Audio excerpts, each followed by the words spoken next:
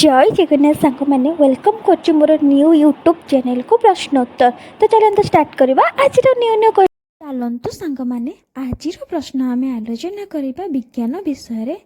आपण मैंने तो साधारणतः विज्ञान विषय ही बहुत किसी जानी सहित पाठ पढ़ी थे किंतु आपण मैंने से जिनस को भूली जाइए। चलतु आम पुणी पुनरावृत्ति करदेवा विज्ञान विषय किसी विशेष क्वेश्चन मुझे नहीं आसी। चलतु आलोचना करवा आज प्रश्न। प्रथम प्रश्नटी होची जड़े लोक दिन को केते लिटर पानी पीवा आवश्यक।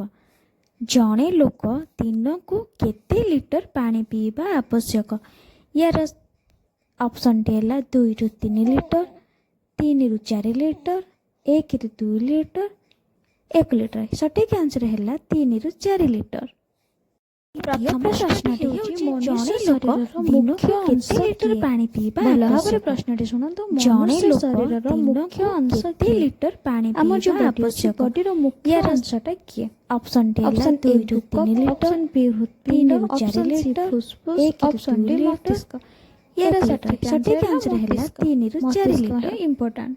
चलतु तृतीय नंबर प्रश्नटी आलोचना करवा। तृतीय नंबर प्रश्नटी होची रक्तर तरल अंश को कौन कहुए। रक्तर तरल अंश को कौन कहुए। ऑप्शन ए आस्मा, ऑप्शन बी राजमा, option C haemoglobin, option D plasma. यार सठिक आंसर है ऑप्शन डी प्लाज्मा।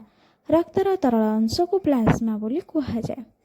एमती नुआ नुआ वीडियो देखा मो चैनल को सब्सक्राइब करूँ।